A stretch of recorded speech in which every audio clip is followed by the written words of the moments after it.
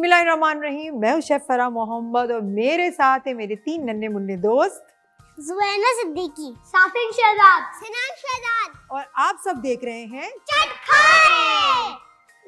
और मुझे आपके मैसेजेस मिलते रहते हैं कि आपको हमारा शो बहुत अच्छा लगता है और शो से ज़्यादा आपको हमारे नन्हे मुन्ने बच्चे जो हैं वो बहुत ज़्यादा पसंद आते हैं। उनकी शरारतें, उन जो हेल्प कर रहे होते हैं और बातें कर रहे होते हैं। तो अगर आप भी हमारे प्रोग्राम का हिस्सा बनना चाहते हैं, शेफ कब बनेगा?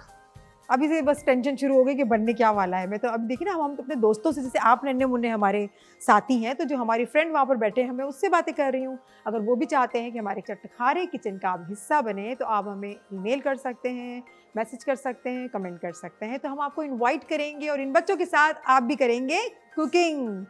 तो बच्चों, अभी कुकिंग स्टार्ट करनी है। बनाने क्या वाले हैं हम? बहुत ही मज़ेदार सी, चटपटी सी, खट्टी मीठी सी एक रेसिपी बनाने वाले हैं। नाम बताओ, आपको भी नाम बताओ। मुझे और पता है, मुझे मैं आपको बताऊं, अफ्तार में सभी के घरों में ये बनती है, लेकिन मैं आज थोड़ा सा चेंज करके उसको आपको बनाना सिखाऊंगी। मैं बना रही हूँ यहाँ पर पंजाबी चना मसाला विद पापड़ी, है ना? मजे की रेसिपी, बहुत ही अच्छी रेसिपी है। आप सारी चीजें घर में बनाएंगे। थोड़ी सी देर लगेगी इसमें। हाँ, थोड़ी सी देर लगेगी, ज्यादा देर नहीं लगेगी। 13 चीजें आपने इसे गिन भी ली। तो लेकिन कुकिंग स्टार्ट करने से पहले क्या करते हैं?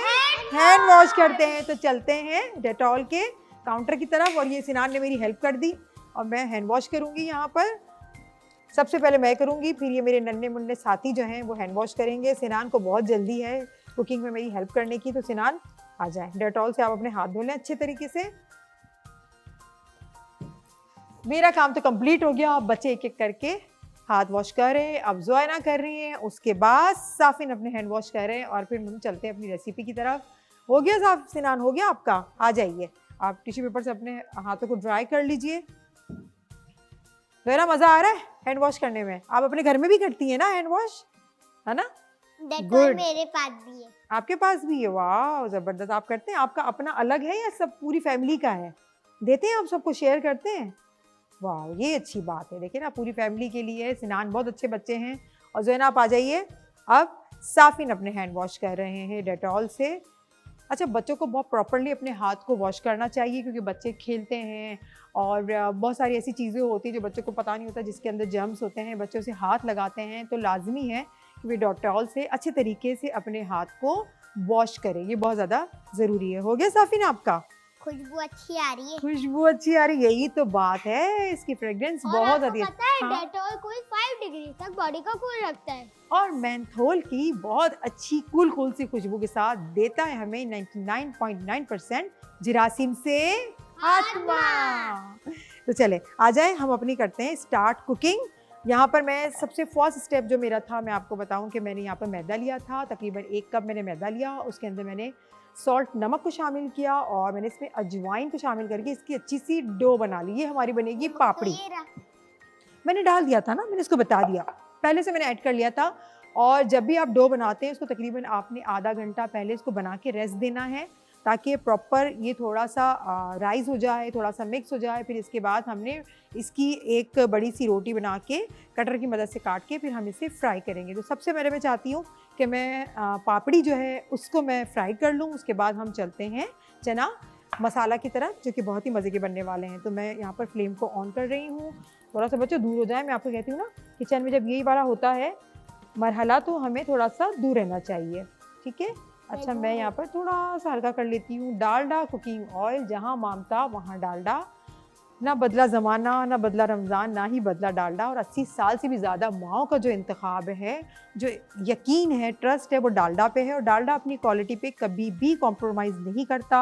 और डालडा लाए रमज़ान में न्यू पैकेजिंग रेंज हम सब के लिए, तो ज़रूर इसको इस्तेमाल करें। तो हम चलते हैं हमारी पापड़ी की तरफ, इसको बेलते हैं। इसका थोड़ा सा डिफ़िकल्ट मरहला है, तो कोई बात नहीं। जिस तरह से हम रोटी बेलते हैं, देखिए कितना बड़ा है ना, लेकिन हम इसको थोड़ा थोड़ा करके करेंगे। और मैं यहाँ पर और ऐसे जैसे करेंगे तो और बड़ा हो जाएगा, फिर हम इसके सर्कल बनाएंगे। हाँ, आप बोले।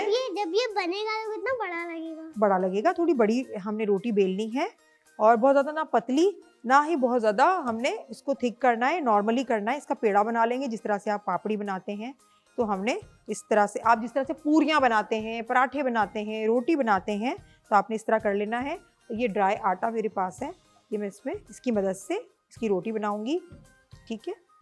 देखें किसको रोटी बनाना आती है? आपने मुझे एक दफा कहा था ना, मुझे आती है। बनानी नहीं है, मैंने वन बाय मिनी वन वाली बोलना है। रोटी भी बनाई थी, बताया था मैंने। आपने बताया था मुझे कि आप रोटी बनाते हैं, कौन सी डिजाइन वाली बनाते हैं? क्या बोला था आपने मुझे? मिनी रोटी मिनी डिजाइन रोटी वाली। बनाते हैं, मिनी डिजाइन रोटी वाली। बनाते हैं डिजाइन वाली। उसको कौन खाता है ये भी तो बताया था। मम्मा। मम्मा खाती हैं और कोई भी नहीं खाता। नहीं मैं खाऊंगी, ठीक है। आप मेरे लिए इफ्तार में बनाइएगा, नहीं सहरी में बनाइएगा, सहरी में बना लीजिएगा, ठीक है। इफ्तार में तो हम ज़्यादा रोटी नहीं खाते, तो आप सहरी में जब बनाएंगे तो मैं रोटी खाऊंगी, वो भी चाय के साथ, ठीक है।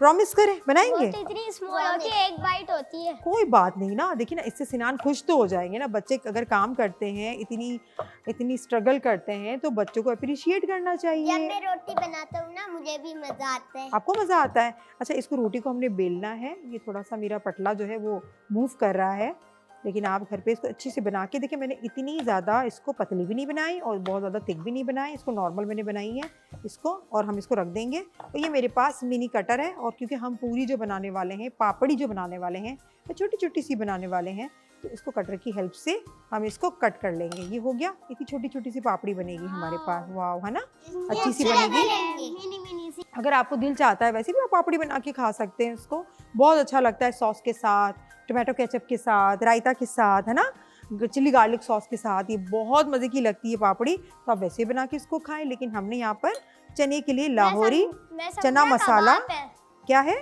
कबाब। कबाब समझ रहे थे इसको? नहीं, ये कबाब नहीं है।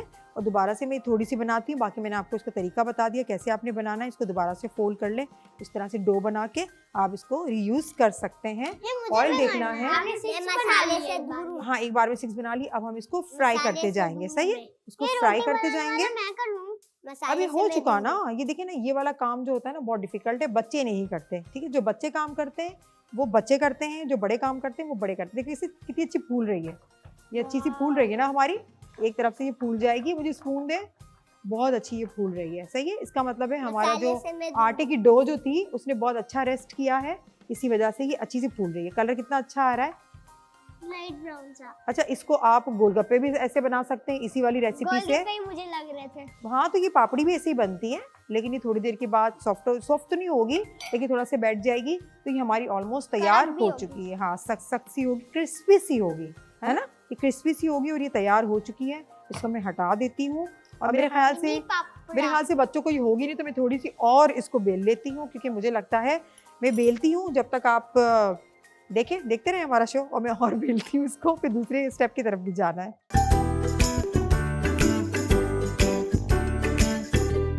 पापड़ी तैयार हो चुकी है, हमने यहाँ पर इसको रख दी है। होगा, बच्चे खा सकते हैं ये अभी तो बच्चे खा सकते हैं, हम देखते हैं। आपको तो अभी से डर लग गया कि स्पाइसी होगा तो बच्चे खा सकते नहीं खा सकते। तो हम ऐसा करते हैं कि मिर्चें जो हैं वो थोड़ी सी कम करते हैं, क्योंकि बच्चे डर गए हैं कि इतने सारे मसाले हैं, ये स्पाइसी होगा, हम खा सकते नहीं खा सकते। सबसे पहले मैं क्या करूँगी, मैं यहाँ पर बना रही हूँ पंजाबी चना मसाला। सबसे पहले मैंने यहाँ पर तकरीबन Dalda cooking oil 1 table spoon इसके अंदर ऐड करना है।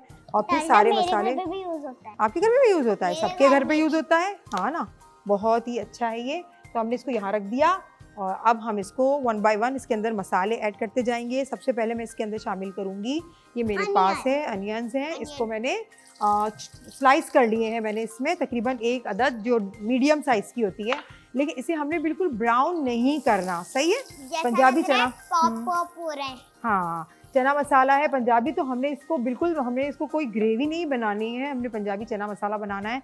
तो आप स्टेप को फॉलो करते जाएं कि मैं किस तरह से इसको बना रही हूँ। अब मैं इसके अंदर शामिल कर दूंगी हमारे पास ये वाइट चने हैं, जो मैंने पहले से बॉईल कर लिए थे, क्योंकि आप सबको पता है कि चने को बॉईल होने में थोड़ा सा वक्त लगता है।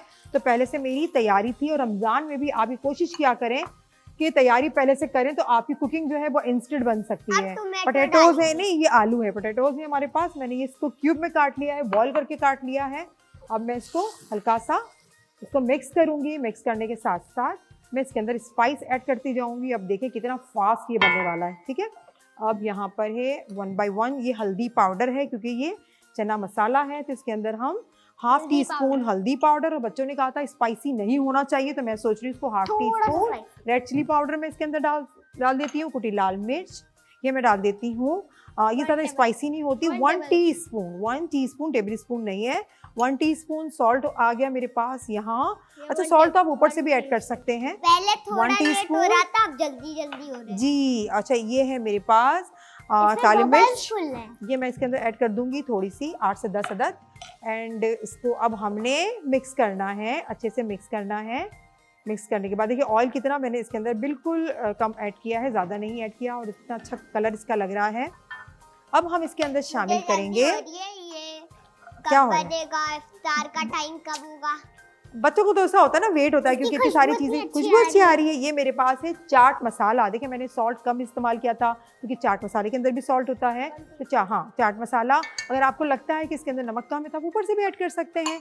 और एक ख़ास चीज़, इमली का पल्प, इमली का पानी, ठीक है, इमली का पानी हम इसके अंदर ऐड करेंगे थोड़ा सा, क्योंकि हमें खट्टा खट्टा भी तो बनाना है ना, ज़्यादा नहीं ऐड करना। मैंने अगर भी आपको, इमली खाई हुई है। आपने खाई हुई है, आपको पसंद आती है इमली का पल्प, मैंने इसके अंदर ऐड कर इमली दिया। तो खट्टी होती है। अच्छा, वो हो, ये बस ये अपने उनकी दुनिया ही कुछ अलग है, हम कुछ और बना रहे होते हैं, और सिनान की जो है ना सोचे कहीं और जा रही होती हैं। ठीक है, ये हमारा रेडी हो चुका है। अब मैं इसमें कितना लास्ट में अच्छा लग रहा है। टोमेटोज मेरे पास है। हाँ, बहुत अच्छा लग रहा है। अच्छा लग रहा है। टोमेटोज मेरे पास है, मैंने इसके भी बारीक बारीक स्लाइस कर लिए हैं, और मैं इसके अंदर ऐड कर दूंगी। और कितना आसान है, देखो, है ना, कितना जल्दी से बन गया, फास्ट बन गया। अगर हमारे पास सारी चीज़ें पहले से रेडी हों तो बनने में बिल्कुल भी टाइम नहीं लगता। बस अब मैं इसे डिश आउट करती हूँ और चले और अपने काउंटर को साफ करती हूँ।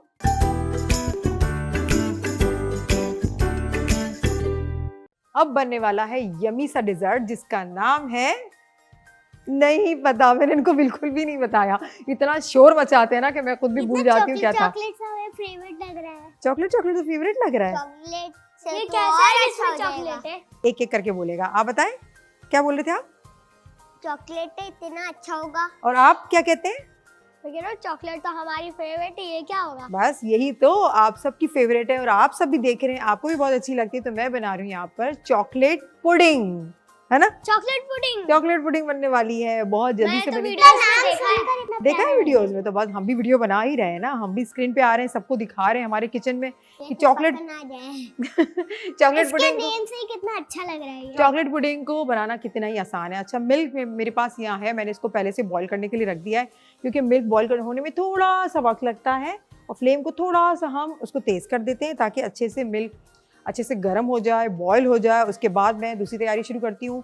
साफिन, मुझे आपने स्पून देनी है, और आप बच्चों देखते रहें क्या क्या मैं किस किस स्टेप को फॉलो करती हूँ, किस तरह से हमारी ये डिश बन रही है। अच्छा, मेरे पास यहाँ पर है कॉर्नफ्लावर, ये मैंने लेना है तकरीबन, ये मेरे पास टीस्पून है, तो मैं यहाँ पर भर कर मैं लूँगी 1.5 टेबल स्पून। ठीक है, मैंने ये इसके अंदर ले लिया है। और अब यहाँ पर है कोका पाउडर, कोको पाउडर भी कहते हैं, कोका पाउडर भी कहते हैं, बहुत इजीली मिल जाता है मार्केट में। नहीं, मैं बना रही हूँ, आप सीखेंगे, ठीक है। मैं बना रही हूँ क्योंकि आपने तो इस पता ही नहीं था ना आज कौन सी डिश बनने वाली है, तो मैं बनाऊंगी और आप लोग सीखेंगे। बिल्कुल नहीं छेड़ते, शोर होता है ना, जब शोर होता है तो बात ही नहीं समझ में आती है। तो किचन में जब बच्चे खड़े रहते हैं तो इनको गौर से रेसिपी को देखना चाहिए, सही खड़े हो जाए। बस यही तो मसले है ना, अभी कहते हैं मैं बनाऊंगा, जब उनको नहीं बनाने दें तो फिर इनकी यहाँ मुड़ना शुरू हो जाते हैं। ठीक है, तो अब हम इसमें कोका पाउडर है उसको ऐड करेंगे तकरीबन 1 टेबल स्पून, क्योंकि इसका हमने बनानी ही चॉकलेट पुडिंग है। इसको अच्छे से पहले मिक्स करना है, ताकि कॉर्नफ्लावर और कोको पाउडर है वो अच्छे से मिक्स हो जाए। सही है। अब पानी मुझे दे दीजिए साफिन, पानी आप मुझे देंगे, मैं थोड़ा सा इसके अंदर पानी में डाल के इसको मिक्स करूंगी अच्छे से। मैं मिक्स करूं? नहीं, मैं कर रही हूँ, जो आपका काम होगा मैं आपको दे दूंगी, फिलहाल आप सीखें। सही है, बारी बारी बारी बिल्कुल। बच्चों को मैंने चॉकलेट एंड व्हाइट दिख रहा है ना, तो बस बच्चों को मैंने कह दिया है जो कलर होता है ना ओरियो का पाउडर जैसा, वैसा है, वैसा ही आ रहा है। अच्छे से इसको मिक्स कर देना है। चॉकलेट ओरियो का। हाँ जी, चॉकलेट का। और चॉकलेट से हम बहुत सारी रेसिपीज बना सकते हैं, और बच्चों मैं आपको बनाना भी सिखाऊंगी। एक बार ना मैंने ना वो ओरियो से ना एक कुल्फी बनाई थी। अच्छा, आपको आती है बनाना? आपको बनाना नहीं आती? मुझे आती है। तो ठीक है, मैं आपसे बनवाऊंगी। सही है, फिर मैं आपसे ये वाली डिश बनवाऊंगी। अच्छे से इसको मिक्स करना है। मिक्स करने के साथ साथ आप सही खड़े हो जाएं। मिक्स करने के साथ साथ हमने यहाँ पर ये लेना है, ये स्पून दे मुझे, स्पून से हमने इसको दूध को थोड़ा सा हिलाना है ताकि नीचे ये ना लग जाए। और साथ में हमने इसको मिक्स भी कर लिया है कोका पाउडर को। ऐड करेंगे इसके अंदर क्या करेंगे सोइना? इसके अंदर ऐड करेंगे, अच्छे से ऐड करेंगे। ये कितनी देर में बनेगा? बस थोड़ी देर, जब ये थिक होने लगेगा तो हम इससे हटा देंगे। मैंने इसको ऐड कर दिया, उसको पकाएंगे, मिक्स करना है। मिक्स करना है, उसको इतनी देर पकाना है कि ये गाढ़ा हो जाए। लेकिन ये चॉकलेट मिल्क ये तो स्वीट है ही नहीं, इसके अंदर हमने क्या नहीं ऐड किया, शुगर नहीं ऐड किया। 3 टेबल स्पून हम शुगर ऐड करेंगे। और सिनान मेरी बात सुनो, कहाँ जा रहे हैं? चले चले वहीं चले जाएं, आ जाएं जोहना। तो इनकी जगह चेंज करने की ना एक आदत हो गई है, इसको यहाँ खड़ा रहना है, उसको वहाँ से ले गए, सिनान की पुरानी जगह है। ठीक है, हमने इसके अंदर 3 टेबल स्पून हमने शुगर ऐड कर लिया। अब ये हो जाएगा स्वीट स्वीट सा, है ना, वरना क्या था, स्वीट नहीं रहता। अच्छा एक ये ट्रिक भी है, अच्छी आ रही, चॉकलेट की आ रही है। जब ये थोड़ा सा बनने लगे, चॉकलेट ऐड नहीं करा था। हाँ अब ये कैसा लग रहा है, देखिए इसकी हमने इसके कंसिस्टेंसी कैसी लग रही है, जैसे कि ये चॉकलेट हमने है। चॉकलेट क्यों नहीं ऐड करी? चॉकलेट अभी करेंगे ना थोड़ी देर में, जैसे थोड़ी कोका थोड़ी पाउडर टपक किया रही था, है। कोका पाउडर हमने किया था। तो अब इसके बाद थोड़ी देर के बाद चॉकलेट को इसके अंदर ऐड करेंगे और ये पक रहा है, बस थोड़ा सा और गाढ़ा होने देंगे। थोड़ा सा गैर भी रहा है। कोई बात नहीं, जब पकाते हैं, खाना बनाते हैं, कुकिंग करते हैं तो गिरता भी है, गिरता भी है, बिल्कुल। किचन भी हमारा गंदा होता है, गंदा तो हो जाए तो उसकी फिर सफाई- इसको साफ करना पड़ता साफ है। करना बहुत जरूरी होता है। बस इसे हमने 3 से 4 मिनट तक पकाना है, ताकि साफ करना बहुत मुश्किल होता है। कॉर्नफ्लावर और कोका पाउडर जो एक कच्चापन है वो खत्म हो जाए और मिल्क के अंदर अच्छी तरीके से ये बन स्ट्रॉबेरी जाए। भी डालेंगे। हाँ वो भी डालेंगे, ये मेरे पास है ना, स्ट्रॉबेरी स्ट्रॉबेरी है बहुत मेरे अच्छा पास, अच्छा हो और ये जाएगा। मैंने चॉकलेट के मेरे पास चंक्स हैं, वो पीसीज हैं, वो मैंने क्यूब में काट के रखे हुए हैं, वो भी ऐड करूंगी। तो बस ये पक गया है, ऑलमोस्ट हमारा तैयार चॉकलेट है हमारी फेवरेट है और अच्छा होगा ये। जी। तो बस बच्चों ये हमारा तैयार हो चुका है। अब हम इसे क्या करेंगे, थोड़ा सा ठंडा करेंगे और फिर हम इसे डिश आउट करेंगे।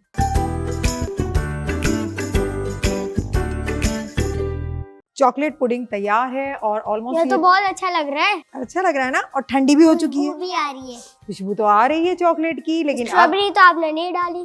चॉकलेट कब डालेंगे? चॉकलेट अब डाल रहे हैं हम इसमें, ठीक है, चॉकलेट भी इसके अंदर डाल रहे हैं, इसको गार्निश करेंगे मैं भी डाल यहाँ दूंगी। पर। नहीं मैं क्या डाल रही हूँ, आप खड़े रहें, क्योंकि मैं एक को काम दूंगी ना, फिर ये दोनों लड़ाई करेंगे कि मुझे नहीं दिया, मुझे नहीं क्योंकि दिया। इसमें डालेंगे ना, ये अंदर चली जाएगी तो ये खराब हो जाएगा। थोड़ा नहीं, खराब तो नहीं होता, लेकिन हमें थोड़ा सा गार्निश करना होता है, प्रेजेंट करना होता है अच्छा सा, कि इसका लुक बहुत अच्छा लगे, तो पूरा इसलिए सर्कल करना होता है। बनाने, फिर अंदर एक ही लगाना है बीच में। आपकी मर्जी है, आप अच्छे से इसको जिस तरह से आप इसको सेट कर सकते हैं, इसको सजा सकते हैं, इसको प्रेजेंट कर सकते हैं, वो आपकी अपनी मर्जी है। सही है, तो लुक अच्छा होना चाहिए ना। अगर मैं अब आपको इसको ऐसे ही बीच में लगा दूं। बिल्कुल इसको बीच पे लगा दूंगी, स्ट्रॉबेरीज मेरे स्ट्रॉबेरी पास हैं, बीच में लगा दूं। बिल्कुल मैं लगा दूंगी, मेरी पूरा सर्कल बनाओ थोड़ा भी। सर्कल बना दूंगी ना। बस आप थोड़ा सा मुझे मौका देंगे तो मैं करूंगी ना। इतनी बातें करते हैं कि मैं खुद भूल जाती हूँ कि मुझे करना क्या है। ठीक है, ये छोटे छोटे मैंने चंक्स काट लिए हैं और इसको मैं स्ट्रॉबेरी को बहुत अच्छा यहाँ लग पर- रहा है।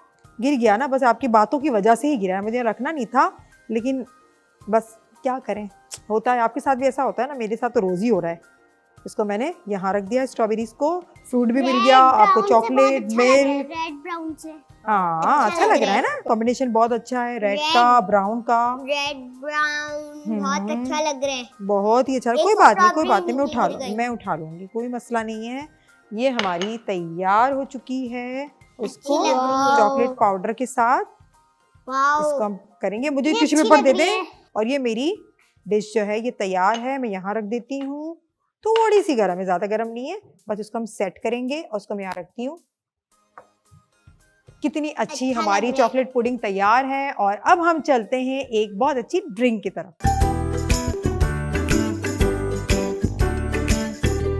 प्यारे बच्चों, अब हम कौन सी ड्रिंक बनाएंगे? कॉकटेल ड्रिंक बनाएंगे, क्योंकि अफ्तार के लिए ड्रिंक ना हो तो फिर मज़ा ही नहीं आता है।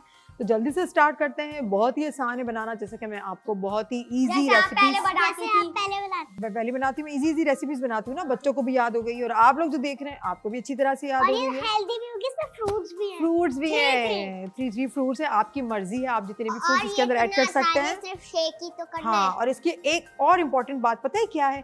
थोड़े से फ्रूट्स में आप इतनी सारी ड्रिंक बना सकते हैं, है ना? अच्छी बात। कैसे? बस इतने से फ्रूट लेके मैं बताऊंगी ना कैसे कैसे बता रही हूँ। आपके पास वाटरमेलन हमारे पास है, 1 कप मैंने और ये ले लिया है। pineapple और strawberry। मुझे तो हाँ। बहुत पसंद है वाटरमेलन और अच्छा। स्ट्रॉबेरी। अच्छा मुझे भी लगता है? बहुत- मुझे Pineapple pineapple तो पहले से ही पसंद है, पसंद है। पाइनएप्पल्स हैं। अच्छा, मुझे नहीं फ्रूट्स पसंद। फ्रूट्स जो है वो आप अपनी मर्जी से ले सकते हैं, जो आपके घर में अवेलेबल हैं, जो आपको पसंद है। और जो आपके बजट में आता है, ठीक है ना। जो आप कहते हैं कि भाई हम इसको ले सकते हैं तो आप वो ले सकते हैं। ज़रूरी नहीं है कि आपने बहुत सारा फ्रूट जो मैं ऐड कर रही हूँ आपने वो ऐड करना है। मुझे स्पून दे दे जो है ना वहाँ से। अब स्ट्रॉबेरीज़ है मेरे पास, वो मैंने ली है, इसको थोड़ा सा चॉप कर लिया है, एक सारी ले लेती हूँ, ठीक है। और थोड़ी सी मैं गार्निश के लिए रख देती मुझे हूँ। बहुत अच्छी लगती हाँ, आइसिंग शुगर मैं शुगर पाउडर यूज़ करती हूँ ताकि वो अच्छी तरह से डिज़ोल्व हो जाए। आप भी चाहें तो घर में इसको इस तरह से बना के रख सकते हैं। इंस्टेंट कुकिंग हो या आपका डिज़र्ट हो या फिर आपकी ड्रिंक हो, वो इजीली रेडी हो जाती है। मेरे पास टीस्पून है और ज्यादा हेल्दी भी होगा। ऐसा ही है। अच्छा, पानी मैं लूँगी इसके अंदर, पानी ऐड करेंगे और एक और चीज़ ऐड करेंगे जो मैं आपको थोड़ी देर के बाद बताऊँगी।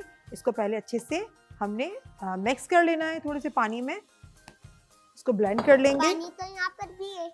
ये पानी नहीं है, कुछ सोडा है। और, बस साफ ही है ना। जब मैं चीज़ें रख रही होती तो कान लगा के सुन रहा होता है क्या चीज़ें यहाँ पर रखी गई हैं। 1 2 3 4 5 हो गया 5 तक काउंट किया और हो गया। कितना आसान है इसको बनाना, अच्छे से 5 मिक्स हो सेकंड गया। और आप लोग बच्चे ना फ्रूट्स खाते नहीं है, तो आपके लिए कॉकटेल ड्रिंक बहुत ही अच्छी है, हेल्थ के लिए बहुत अच्छी है। तो हमने जैसा इसको, लग रहा है ये एक सोडा डाला हुआ है रेड कलर अब का। इतनी सारी मैंने बनाई है, लेकिन मैंने यहाँ पर जो 2 ग्लास के अंदर ऐड करूंगी। अब मैं क्या करूंगी, मेरे पास एक और चीज़ भी है, जैसे कि साफिन ने बताया, सोडा वाटर मेरे पास है, तो वो भी मैं इसके अंदर ऐड करूंगी ताकि इसका टेस्ट बहुत अच्छा हो जाता है।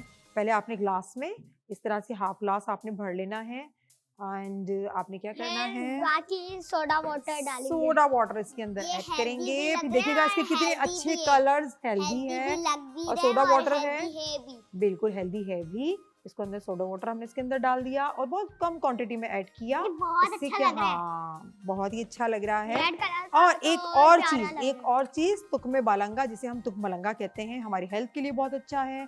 और जब आप इतना स्पाइसी खाना खाते हैं इफ्तार में तो आपको एसिडिटी हो जाती है, आपका स्टमक खराब हो जाता है, तो आप ड्रिंक में अगर तुकमे बालंगा, इसका नाम है रियल नेम, बट आप इसको तुक मलंगा भी कह सकते हैं, कोई इश्यू नहीं है ना। तो हमने इसको 1 टीस्पून इसके अंदर ऐड किया, इसको हल्का सा हमने मिक्स किया। अब ये देखिए इतना अच्छा हो जाता है, आपको इतना कूल नीचे सा आ आपको गया, फील, नीचे आ कोई गया। बात नहीं, नीचे आ जाएगा। बस आपने इसको नीचे पानी में ऐसे नजर आ रहे हैं, वॉश नीचे करके अच्छे आपने भी इसको लगते हैं। भिगोना है। हाँ, इसको पानी में आपने क्या करना है, अच्छे से तुकमे बालंगा को आपने वॉश करना है। वॉश करने के बाद आपने क्या करना है, पानी से, इस पानी में इसको सोक कर देना है, इसको भिगो देना है, ठीक है। वो थोड़ा सा फूल जाता है तो बहुत ही नीचे अच्छा हो डार्क जाता है। पिंक और ऊपर लाइट पिंक। लाइट पिंक, मैंने कहा था ना सोडा डालेंगे तो इसका कलर बहुत अच्छा हो जाएगा। और इसके साथ हमने इसमें और स्ट्रॉबेरीज, स्ट्रॉबेरी डालेंगे और अच्छा हो गया। अच्छा हो गया। स्ट्रॉबेरीज इसके अंदर हमने ऐड कर दिया, जो इसका इतना अच्छा सा फॉर्म बना हुआ था स्ट्रॉबेरी उसके के हमने, कलर का ये और स्ट्रॉबेरी भी है। हमारी ड्रिंक तैयार है, कॉकटेल ड्रिंक। इफ्तार की हमने सारी रेसिपीज जो है वो कंप्लीट कर ली है। यहाँ पर बर्तन बहुत ज़्यादा गंदे हो गए हैं, तो इफ्तार का, जब इफ्तार कर लेंगे तो बहुत सारे और बर्तन हो जाएंगे। तो मैं सोच रही हूँ कि इन बर्तनों की पहले सफाई कर लेती हूँ, चलती हूँ हमारे सिंक की तरफ। तो चलें आप भी।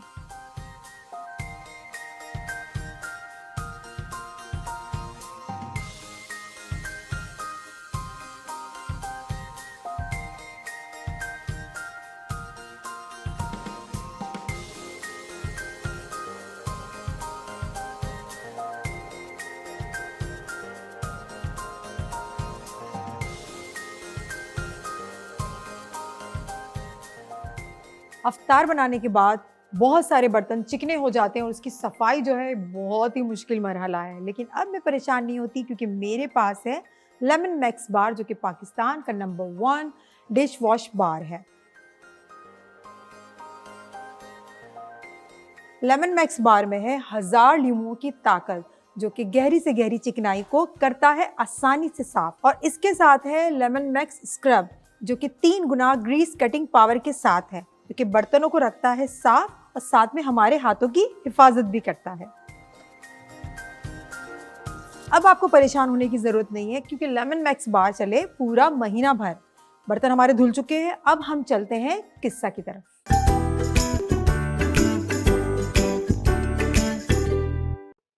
बच्चों, आज का किस्सा जो है वो बहुत ही अच्छा है। रोजाना ही हम बहुत अच्छे किस्से सुनते हैं जिससे हमें कुछ न कुछ सबक हासिल होता है, जिससे हम कुछ न कुछ सीख रहे होते हैं, क्योंकि हमारे अंबिया की बातें, कुरान में जो चीज़ मौजूद है वो हमारी भलाई के लिए है, हमें अच्छा रास्ता दिखाने के लिए है और हमें नेक इंसान बनाने के लिए है। आज का किस्सा है नमरूद का। नमरूद क्या होता है? मैं आगे आपको बताऊंगी, आप जब किस्सा सुनेंगे तो आपको पता लगेगा कि नमरूद कौन था, उसका अंजाम क्या हुआ और वो क्या चाहता था, और अल्लाह ताला ने उसकी जितनी भी तदबीरें थी जो वो चाहता था, इसको किस तरीके से अल्लाह ताला ने तबाह बर्बाद कर दिया।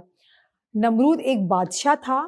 हमारे हज़रत इब्राहीम अलैहिस्सलाम है, उनके ज़माने में एक बादशाह था। अल्लाह ताला ने उसको बादशाहत दी थी। जैसे बादशाह का मतलब होता है कि पूरे जो उनका जो कंट्री होती है ना, उनके जो जहाँ वो रह रहे होते हैं, उस पे वो अपना हुक्म चलाते हैं, वो ऑर्डर देते हैं, वो सबको कहते हैं कि तुम लोगों ने ये काम करना है, तुम लोगों ने ये काम नहीं करना। अगर कोई गलत काम करता है तो उसको पनिश करते हैं, उसको जेल में डाल देते हैं। तो वो एक बादशाह होता है ना, वो पूरा जो होता है निज़ाम संभाल रहा होता है, ठीक है। लेकिन उसने क्या किया, उसने गुरूर किया। उसने बोला गुरूर मैं क्या तो, होता है? गुरूर का मतलब प्राउड करना। लेकिन अल्लाह ताला को प्राउड बिल्कुल भी पसंद नहीं है। अल्लाह ताला तो बोलते हैं कि अगर आपको मैं कोई चीज़ नवाजता हूँ, आपको कोई मैं ख़ास चीज़ देता हूँ, एबिलिटी देता हूँ, तो आप क्या करेंगे, अल्लाह ताला का शुक्र अदा करेंगे। अब उसने क्या किया, नमरूद ने अपने जितने भी लोग थे ना, जिसका वो बादशाह था, तो उसने क्या किया कि उसने अपने लोगों को, अपने कंट्री के लोगों को कहना शुरू कर दिया वो कि तुम कहता है लोग, मेरे पास ये पावर है, आपके पास नहीं है। बिल्कुल उसके पास पावर थी, मेरे पास। हमने दूसरे किस्से में ये पढ़ा था। जी, तो उससे भी थोड़ा मिलता जुलता है, लेकिन थोड़ा सा चेंज है ये वाला किस्सा। तो नमरूद के जो जमाने में वो लोग रहते थे ना, उसी कंट्री में लोग रहते थे, पता है किसकी इबादत करते थे? हम किसकी इबादत करते हैं? एक अल्लाह की इबादत वो करते थे। वो स्टार की करते थे, वो सन की करते थे, वो किसी न किसी चीजों की इबादत करते थे। वो अपने हाथ से मट्टी के जो होते हैं ना, वो बुत बना लेते थे, उसकी इबादत करते थे। वो बस वो जो भी चीज कोई बिल्कुल डिफरेंट इनको लगे। एक मक्खी भी नहीं पैदा कर सकता। अच्छा, फिर नमरूद ने क्या किया, सबके ऊपर जुल्म करना शुरू कर दिया, सबको मारने लगा, उनको सजाएं देने लगा कि आप मेरी भी इबादत करो। मेरे दरबार में, मेरे महल में जब आप आओगे तो मैं बैठा हुआ हूँ जिस सीट पर, अल्लाह की नहीं करो, मेरी करो। बहुत बुरा आदमी था वो। फिर हज़रत जो इब्राहीम अलैहिस्सलाम है, अल्लाह ताला ने हज़रत इब्राहीम अलैहिस्सलाम को वहाँ पर पैगंबर बना के भेजा। जब हज़रत इब्राहीम अलैहिस्सलाम भी उस कौम में से थे जो जहाँ नमरूद रहता था, वहीं पर रहते थे हज़रत इब्राहीम अलैहिस्सलाम। लेकिन हज़रत इब्राहीम अलैहिस्सलाम जो थे उनको ऐसा होता था कि ये लोग जो मेरे इर्द गिर्द लोग रहते हैं, मेरे नेबर्स में रहते हैं, जो हमारे इलाके में लोग रहते हैं, वो क्यों सूरज की पूजा कर रहे हैं, सूरज को मान रहे हैं। वो कहते हैं हमारा रब सूरज है। फिर एक दिन क्या हुआ कि हज़रत इब्राहीम अलैहिस्सलाम कहने लगे कि जो मेरे इर्द गिर्द लोग रहते हैं, वो कहते हैं कि चांद की इबादत करो, तो मैं चांद को देखता हूँ। वो चांद को देखने लगी, वो कहने लगी कि ए चांद, क्या तू मेरा रब है? लेकिन थोड़ी देर हुई तो क्लाउड आए, बादल आए, चांद बादल में छुप गया। तो हज़रत इब्राहीम अलैहिस्सलाम ने बोला नहीं नहीं नहीं, ये तो मेरा रब हो ही नहीं सकता। उसके बाद इनको सितारे नजर आए, तो उन्होंने सितारों को देखा, स्टार को देखा। स्टार भी कभी दिखते हैं, कभी गायब हो जाते हैं। तो उन्होंने कहा ये भी मेरा रब नहीं हो सकता। फिर दिन हुआ तो दिन को देखा कि सूरज चमक रहा है। तो हज़रत इब्राहीम अलैहिस्सलाम ने कहा ये चमक रहा है, ये मेरा रब है। फिर शाम हुई तो सूरज जो है वो सनसेट हो गया। तो हज़रत इब्राहीम अलैहिस्सलाम ने कहा ये भी मेरा रब नहीं हो सकता। जब बारिश होती सूरज तब भी छुप जाता है। अल्लाह ताला तो हर जगह मौजूद है, ये सारी चीजें तो कभी नजर आती हैं, कभी छुप जाती हैं। फिर उन्होंने क्या किया, अपने सारी कौम, जो उनके लोग थे, जो रहते थे उनके इलाके में, सबको कहना शुरू कर दिया। जो इनके इलाके में लोग रहते हैं, उनके नेबर्स होते हैं, उनकी जो कंट्री में लोग रहते हैं, जहाँ वो रह रहे होते हैं, उसको कहते हैं। तो फिर हज़रत इब्राहीम अलैहिस्सलाम ने उनको कहना शुरू कर दिया, बच्चों कि आप इसकी इबादत क्यों करते हैं? ये तो अपना कुछ भला नहीं कर सकते, अपना कुछ अच्छा नहीं कर सकते। फिर हज़रत इब्राहीम अलैहिस्सलाम के जो चचा थे, उनका नाम था आज़र, ठीक है, उनका नाम आज़र था। वो क्या करते थे, वो बुत बनाते थे, मट्टी के बुत बनाते थे। तो हज़रत इब्राहीम अलैहिस्सलाम ने जो दीन की जो दर्स का, अच्छी बातों का आगाज़ अपने घर से स्टार्ट किया, उनके चचा से स्टार्ट किया। उन्होंने अपने चचा को बोला कि चचा जान, आपने जो है ये अपने हाथ से बनाया है, तो आप इसकी पूजा क्यों करते हैं? तो हमारे हज़रत इब्राहीम अलैहिस्सलाम के चचा थे, उनको तो जवाब ही नहीं समझ में आया कि क्या जवाब दूँ। सही सवाल था ना, उनको जवाब समझ में नहीं आया। तो हज़रत इब्राहीम अलैहिस्सलाम के चचा आज़र ने कहा कि भाई बस हम तो करेंगे, क्योंकि हमारे दादा करते थे तो हम भी करेंगे। वो समझते नहीं थे ना, वो कहते थे दादा ने जो किया तो हम भी करेंगे। तो देखिए ना, मज़हब तो ऐसा नहीं होता, मज़हब तो समझने की चीज़ होती है। खैर बच्चों, फिर हज़रत इब्राहीम अलैहिस्सलाम को बहुत बुरा लगता था कि वो समझाते रहते थे, सबको बताते रहते थे, लेकिन कोई इनकी बात ही नहीं सुनता था। कहते थे बस ये तो बोलता रहता है, छोड़ो। एक दफ़ा क्या हुआ, हज़रत इब्राहीम अलैहिस्सलाम तो अल्लाह ताला के दोस्त थे, उसको खलीलुल्लाह भी कहा जाता है। हज़रत इब्राहीम अलैहिस्सलाम जो हैं, उन्होंने पक्का वादा किया कि मैं इन सबको सबक सिखाऊंगा। ये क्यों गलत रास्ते पे जा रहे हैं, क्यों वादा मेरी करा। बात मान। अल्लाह ताला से प्रॉमिस किया ना कि मैं इनको, अल्लाह ताला मैं इनको सीधे राह पे लेके आऊंगा, क्योंकि हजरत इब्राहिम अलैहिस्सलाम को अपनी कौम से प्यार था। वो चाहते नहीं थे कि मेरी कौम के लोग जो हैं, मेरे साथ रहने वाले लोग हैं, जो मेरे रिश्तेदार हैं, वो किसी अजाब में मुब्तला हो। फिर क्या हुआ कि फिर वहाँ पर क्या होता था कि वहाँ पर एक कोई फंक्शन, कोई फेस्टिवल, इस तरह की कोई चीज़ें होती थी उस ज़माने में। तो वो लोग एक साल में या एक साल में 2 दफ़ा इस तरह के कोई फेस्टिवल होते थे, कोई मेले लगते थे, कोई इवेंट होता था, तो सारे लोग मिलके किसी दूसरे गांव जाया करते थे। तो हज़रत इब्राहिम अलैहिस्सलाम को पता लगा कि अब जितने भी लोग हैं, अब ये क्या करने वाले हैं, ये जाने वाले हैं किसी और जगह पर एक इवेंट को अटेंड करने के लिए। तो हज़रत इब्राहिम अलैहिस्सलाम ने, उनके जो दोस्त थे सारे, उनको बोला कि भाई मैं नहीं जा सकता, मुझे नहीं जाना, क्योंकि हज़रत इब्राहिम अलैहिस्सलाम के दिलो दिमाग में कुछ और बातें चल रही थी, नेकी की बातें, हिदायत की बातें चल रही थी। जब सारे लोग चले गए तो हज़रत इब्राहिम अलैहिस्सलाम एक बड़ी सी कुल्हाड़ी लेकर, जिससे नहीं काटते हैं, मैंने दरख्त कहानी काटते सुनी हैं, भी है ना, ये स्टोरी है, बहुत अच्छी स्टोरी है। फिर वहां और जाते उनसे हैं, ना वो मूर्ति का वो है ना तोड़ने लग जाते बिल्कुल, हैं। हाँ, फिर मैं आकर देखते हैं तो फिर है ना उनसे बोलते हैं कि आपने क्यों कराई है, देखें ज़ुएना को कितनी अच्छी स्टोरी याद है, कितना अच्छा किस्सा याद है। क्योंकि बच्चों, इसमें पढ़ा होगा। हाँ, आपको भी ये किस्सा याद रहेगा जो रोजाना हम आपको किस्सा सुनाते हैं। तो हम आगे, आप सुनिए ना, बहुत इंटरेस्टिंग है, ठीक है। तो आगे क्या हुआ कि फिर हज़रत इब्राहिम अलैहिस्सलाम जो है वो चले जाते हैं। वहां पर एक इतनी बड़ी उनकी एक जगह होती है जहाँ पे इतने सारे बुत होते हैं। बुत कहते हैं जो मूर्तियां होती हैं, जो बुत होते हैं, छोटे छोटे छोटे, उसके बाद एक इतना बड़ा बुत रखा हुआ होता है। वो सारे छोटे छोटे बुत होते हैं, वो रखे हुए होते हैं। तो हज़रत इब्राहिम अलैहिस्सलाम क्या कहते हैं, उनको मारते हैं, उनको तोड़ते हैं। सही है, सबको तोड़ देते हैं। जब सबको तोड़ देते हैं तो एक जो कुल्हाड़ी उनके पास होती है ना, वो हज़रत इब्राहिम अलैहिस्सलाम, बड़ा बुत होता है ना, उसके शोल्डर पे रख देते हैं। सही, जिससे वो तोड़ रहे होते हैं, मार रहे होते हैं, वो शोल्डर पे रख देते हैं। फिर वहां से चले जाते हैं। फिर तमाम लोग उस गांव के मेले से वापस आते हैं। तो फिर स्नान, पता है क्या होता है, सब कहते हैं चले अब हम अपनी इबादत करने जाते हैं। तो वो जाते हैं वहां पर बुतगाह, जहाँ पे सारे बुत रखे हुए होते हैं। तो जैसे ही जाके देखते हैं तो देखते हैं कि वो सारे टूटे हुए होते हैं। सिर्फ एक बचा हुआ था, एक जो बड़े वाले होते हैं वो बचे हुए थे, सब के सब टूटे हुए थे। फिर सब कहते हैं ये काम किसने किया, ये काम किसने किया। फिर जो गांव के लोग होते हैं ना, जो शहर के लोग होते हैं या गांव के लोग होते हैं, जहाँ पे रह रहे होते हैं, कबीले के लोग होते हैं, वो सारे कहते हैं कि बाबुल शहर है, वहां का ये वाकया है। तो कहते हैं कि ये काम किसने, जैसे एक दूसरे से डिस्कस करते हैं, ये काम किसने किया, ये किसने किया।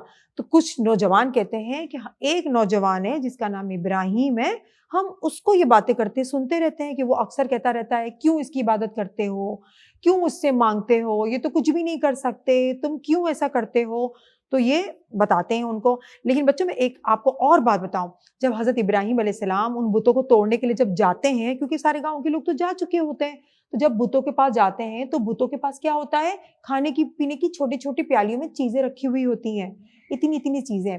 आज भी अगर हम किसी कंट्री में जाते हैं जहाँ पे लोग बुत की पूजा करते हैं, तो आपने भी देखा होगा और मैंने भी देखा है, वहां पर भी उनके आगे खाने पीने की छोटी छोटी चीजें रखी जाती है। और मैंने वो लोग वीडियो में अज्यूम देखा- करते हैं, मैंने वीडियो में देखा कि वो कुछ लोग, कुछ हाँ, लोग है ना उनसे कुछ है ना मूर्ति से ऐसे कर ऐसे कुछ ऐसे कर रहे थे। हाँ, तो आप बच्चे तो देखते हैं ना, लेकिन बच्चों को भी बुरा लगता है कि ऐसे नहीं करना चाहिए, है ना। अच्छा, तो हजरत इब्राहिम अलैहिस्सलाम जब जाते हैं तो उन बुतों के पास कुछ खाने की चीजें रखी हुई होती हैं। और हम भी देखते हैं, आज तक ये हो रहा है, जिनको अल्लाह ने हिदायत नहीं दी वो ये लोग कर रहे हैं कि मूर्तियों के आगे खाने पीने की चीजें रखी हुई होती हैं। हजरत इब्राहिम अलैहिस्सलाम जब इनको तोड़ने के इरादे से जाते हैं तो पहले उन मूर्तियों से सवाल पूछते हैं, उनसे ये सवाल पूछते हैं कि ए बुत, ये तुम्हारे आगे खाना पड़ा है, तुम खाते क्यों नहीं हो। हजरत इब्राहिम अलैहिस्सलाम, क्योंकि ये चीजें कुरान में अल्लाह ताला ने हमें बताई गई है। बुत थे, वो क्या जवाब देते, उनको तो बोलना आता ही नहीं था, ना वो सुनते थे ना बोलते थे, उनको तो कुछ भी नहीं बोलना आता था। फिर कहते थे क्या तुम मेरी बात सुनते नहीं हो, तुम समझते नहीं हो। वो बुत से बात करते थे। असल में वो क्या करते थे, वो उन लोगों को अकल दिलाते थे कि तुम किसकी इबादत करते हो, इनके पास खाना रखा हुआ है, वो तो खा भी नहीं सकते, वो तो सुन भी नहीं सकते। और सारे बुतों को तोड़ के जब वो आ जाते हैं, फिर इनके फ्रेंड्स आते हैं, जो इनके कबीले के लोग आते हैं, फिर वो कहते हैं हमने एक लड़के को ये कहते सुना हुआ है, हमारे बुत के बारे में बुरा भला हमने कहते सुना हुआ है, चलो उसको ढूंढते हैं। फिर क्या करते हैं, उसको ढूंढा जाता है। नमरूद जो है वो बादशाह होता है, उस तक ये बात पहुंच जाती है कि भाई हमारे बुतों के साथ ये हो गया। और उनमें ये अक्ल नहीं होती कि अगर हमारे बुत कुछ कर सकते तो इब्राहिम अलैहिस्सलाम को रोकते ना, है ना सिनान। हजरत इब्राहिम अलैहिस्सलाम को रोकते, लेकिन बुतों को तो कुछ करना ही नहीं था। उनको क्या आता, वो तो खुद किसी के मोहताज थे, कोई बना के देता तो वो वहां पर उसको प्लेस किया जाता, कोई बनाता नहीं तो उनका क्या जाता, वो मट्टी ही होते। तो हजरत इब्राहिम अलैहिस्सलाम को फिर ढूंढा गया, ढूंढ के फिर नमरूद के दरबार में इसको पेश किया गया। फिर नमरूद से हज़रत इब्राहिम अलैहिस्सलाम का मुकालमा होता है, बातचीत होती है। तो हज़रत नमरूद कहता है हज़रत इब्राहिम अलैहिस्सलाम को कि तुमने ये क्यों किया, बताओ तुमने क्यों किया, तुम किसको मानते हो। तो उसने कहा तुम बताओ तुम्हारा रब कौन है। हज़रत इब्राहिम अलैहिस्सलाम कहते हैं दरबार में इतने सारे लोग खड़े हुए होते हैं, जैसे एक मुजरिम को लाया जाता है ना, हज़रत इब्राहिम अलैहिस्सलाम को इस तरह से लाया गया। फिर क्या वो सिनान कि फिर उनसे पूछा गया नमरूद ने कि तुम किसको मानते हो। उसने कहा मैं अपने रब को मानता हूँ। तो कहता है तुम्हारा रब तो मैं हूँ।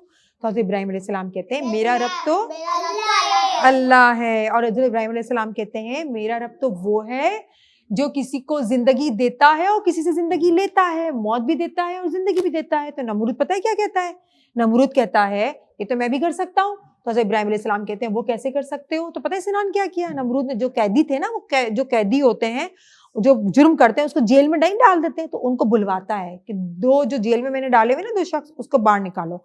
तो जिसको छोड़ने का होता है कि चलो उसकी सजा माफ हो गई है, तो नमरूद क्या करता है उसको मार डालता है।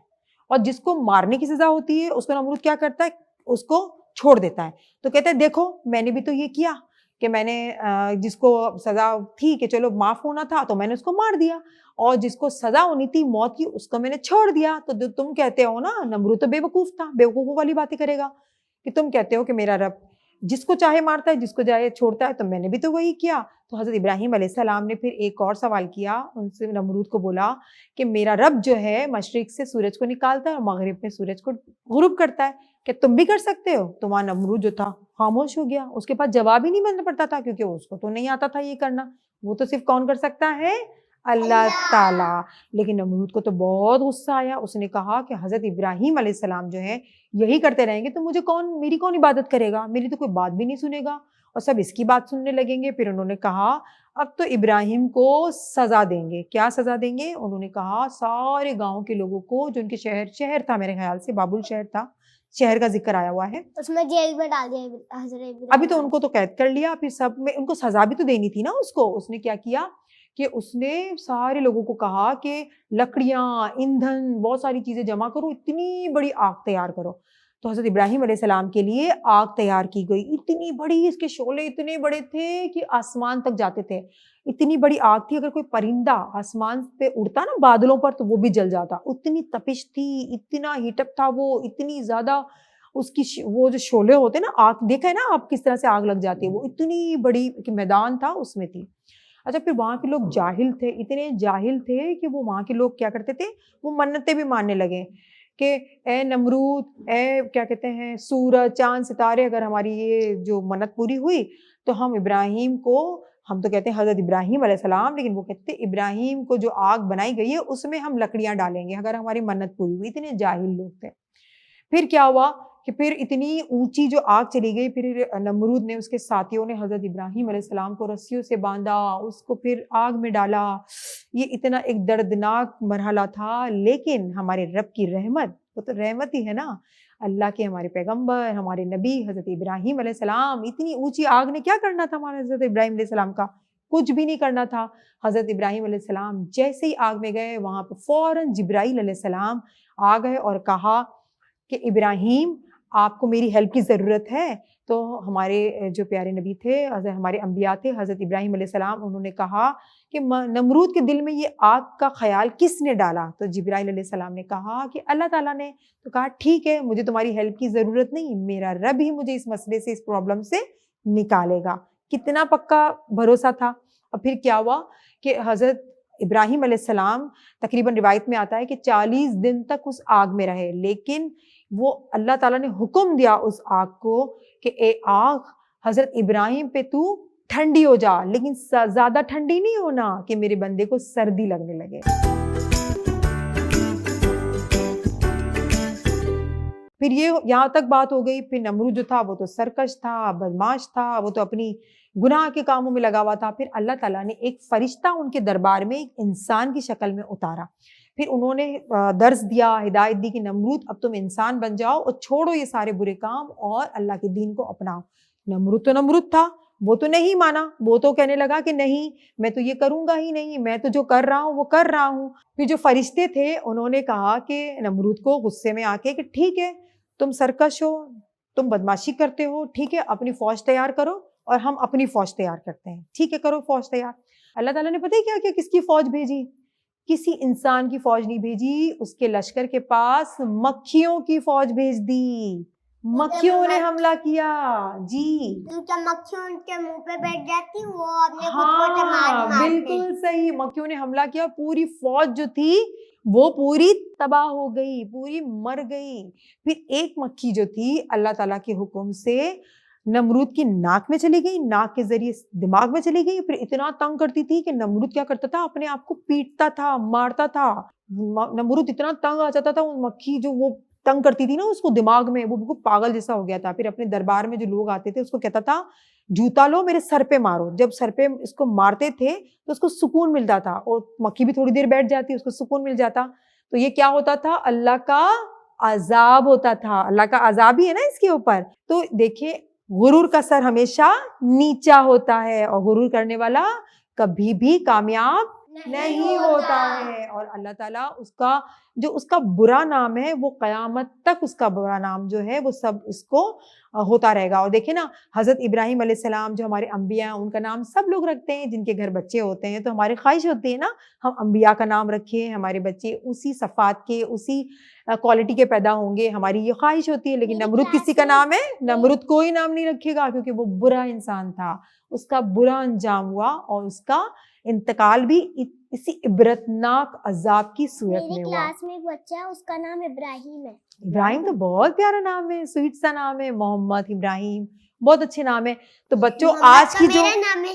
हाँ, मोहम्मद तो इसका भी नाम है, सिनान का भी नाम है।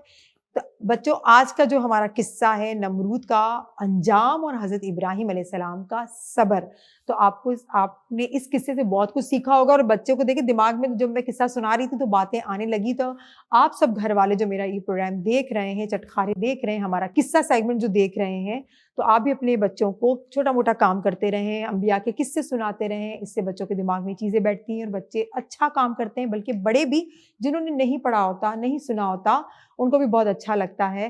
तो नेकी के काम किया करें, नेकी बांटा करें और दूसरों को भी नेकी करने की तरगीब दिया करें। हमारा आज का खूबसूरत सा प्रोग्राम शो अपने इख्तिताम पर है। आप हमें अपनी दुआ में याद रखें और हमारी दुआएं आपके लिए हमेशा होती हैं। तो हमारा आप अगला सेगमेंट देखें, एक दिन की नेकी।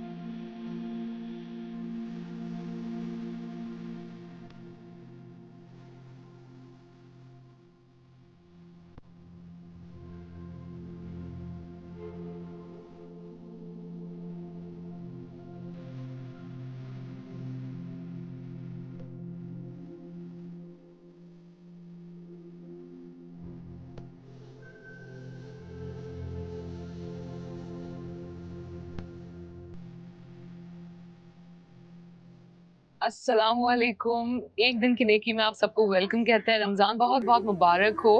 आज मेरे साथ मौजूद हैं रूबीना। रूबीना जो है बहुत ही प्यारी दोस्त है और बहुत ही अच्छी इंसान है। इनकी जो भाभी हैं उनको कैंसर है और उनका इलाज जो अफोर्ड नहीं कर सकते। अपनी मर्ज़ी से, अपने दिल से मेरे साथ बैठी हुई हैं। रूबीना से बात करते हैं। अस्सलाम वालेकुम रूबीना। वालेकुम अस्सलाम। कैसी गुजर रही है लाइफ? जिंदगी कैसी गुजर रही है? बहुत ही मुश्किल से। मुश्किलों से किन किन मुश्किलात का सामना कर रही हो रूबीना? भाई और अब्बू का कमाई इतना नहीं है कि जैसे हम लोग को इलाज कर सकें या फिर किसी चीज़ की ख्वाहिश कर सके। हमारी ख्वाहिश है कि हमारा घर बना हुआ हो और हमारी ज़रूरत की चीज़ें पूरी हो और हमें कोई बीमारी हो तो उसका सही से इलाज कर सके। कमाई इतना नहीं है कि किसी ख्वाहिश को पूरी कर सके। और भाभी की तबीयत बहुत ही ज़्यादा सीरियस है और उसका इलाज करना बहुत ज़रूरी है। अल्लाह पाक उन्हें सेहत दे और आपके लिए आसानियाँ पैदा करें। यकीनन ये बहुत मुश्किल वक्त है, मैं समझ सकती हूँ। अब हमारे यहाँ पे आने का मकसद जो है ना रुबीना, यही होता है कि हम आपसे मिल सकें। आप एक ऐसी आवाज़ हैं जो शायद लोगों तक नहीं पहुँची, आपको लोगों तक पहुँचा सकें। और खाली हाथ आना बिल्कुल अच्छा नहीं लगता। बहुत आसान होता है इस तरह से लोगों के लिए शायद कहीं जाना, माइक लेके बैठ के बात कर लेना, लेकिन हम नहीं कर सकते थे। सबसे ज़्यादा ज़रूरी है हमारी भाभी का ठीक होना, क्योंकि उनके अलावा हमारा कोई नहीं है। आमीन, इंशाल्लाह बिल्कुल ठीक हो जाएंगी। कब से बीमार है? 1 साल हो रहा है। अभी जो आपकी भाभी हैं वो कहाँ हैं? जिन्ना हॉस्पिटल में। जिन्ना में है। कब से हाँ। हैं? अभी 1 हफ्ता होगा शायद। 1 हफ्ता हो हाँ। गया। अब जाके एडमिट किया उन्हें? हाँ, तो वहाँ पे उनका इलाज कैसा हो रहा है? मतलब अभी तो सही से हो रहा है, लेकिन ऑपरेशन करना बहुत ज़रूरी है। लेकिन जिसका जैसा भी इलाज हो रहा है ना, उन सब में पैसा चाहिए, ऐसे ही नहीं कर रहे। जिन्ना में भी आपको मतलब वो पैसे मांग रहे हैं हाँ, आपसे? पैसे चाहिए। कितने पैसे? 2 लाख चाहिए। अच्छा, और साथ साथ अभी उनका कुछ ट्रीटमेंट चल भी रहा है या? हाँ, चल भी रहा है। अच्छा। ऑपरेशन नहीं किया अभी तक, क्योंकि पैसा नहीं है ना। जब पैसा देंगे तभी करेंगे, अभी छोटा मोटा कर रहे हैं। जैसा कि रुबीना ने बताया कि जिन्ना में इनकी भाभी का इलाज हो रहा है और जिन्ना में अब ऑपरेशन के लिए वो लोग 2 लाख रुपए मांग रहे हैं। तो वो तो एक सरकारी अस्पताल है। हाँ, और यही समझकर हम लोग लेके गए थे, लेकिन उन्होंने मना कर दिया। 2 लाख जमा होंगे तो उन्हें ऑपरेशन के लिए लेके जाएंगे हम लोग। और फिर एक बार बताती चलूँ कि इनकी भाभी को ब्लड कैंसर है। तो ये सवाल यहाँ पे उठता है कि किस लिए चाहिए 2 लाख रुपए? क्या वाकई जिन्ना हॉस्पिटल में ऐसे जो ज़रूरतमंद पेशेंट्स हैं जिनका इलाज होता है मुफ्त में, मेरा तो ख्याल है इसको नोटिस करना चाहिए। ये बात ऐसी जानी नहीं चाहिए। और आपको पता है रुबीना, इस प्रोग्राम के थ्रू मुझे इतनी सारी इन्फॉर्मेशन मिलती है और ऐसी ऐसी इन्फॉर्मेशन मिलती है कि मैं खुद हैरान हो जाती हूँ। अब जैसे बात आपने भी मुझे बताई, तो मैं दुआ करती हूँ कि अल्लाह ताला आपके लिए आसानियाँ करें और परेशान नहीं होना बिल्कुल भी। ये आपके लिए ईद के जोड़े हैं, चाहे तो रमज़ान में सिवा के पहन लेना और चाहे तो ईद पे पहन लेना खुशी खुशी।